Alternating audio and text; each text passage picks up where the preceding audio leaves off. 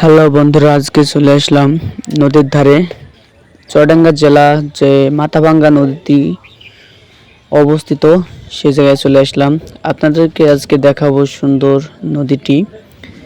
আপনারা অবশ্যই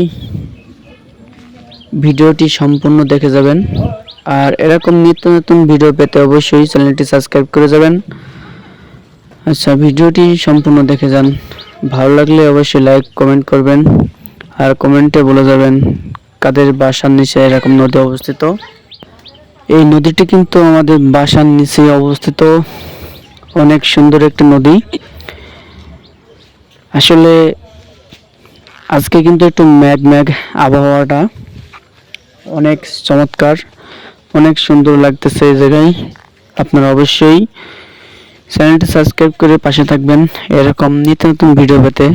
আর আমাদের বাসার নিচে নদী, যত গরমে পড়ুক না কেন এই নদীর ধারে আসলে কিন্তু অনেক শান্তি, অনেক হাওয়া বাতাস লাগে। আবার শীতকালেও কিন্তু প্রচণ্ড রোদ থাকে, অনেক ভালো লাগে। আচ্ছা, কথা বাড়াবো না, আপনারা ভিডিওটি অবশ্যই সম্পূর্ণ দেখে যাবেন, ভালো লাগবে আশা করি। আর সাবস্ক্রাইব করতেও ভুলবেন না। ধন্যবাদ। ভালো করে ভিডিওটা দেখে যাবেন, অনেক ভালো লাগবে। অনেক সুন্দর দৃশ্য, যা প্রাকৃতিক। আর একটা জিনিসকে অনেক দাম হয়েছে, যা অনেক দেখতে সুন্দর। ফুল ফুটেনি, ফুল ফোটার সময়ও এখন না, তাও একটা ফুটেছে মনে হচ্ছে। ওই যে এই দেখেন, একটা না তিনটে।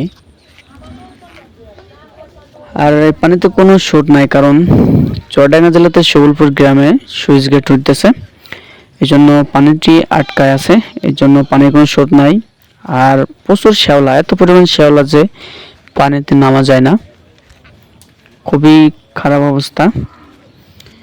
পানিতে নামলে কিন্তু প্রচুর গাছ উল্কায়। আচ্ছা বন্ধুরা, সবাই ভালো থাকবেন, সুস্থ থাকবেন, আর ভিডিওটি সম্পূর্ণ দেখে যাবেন।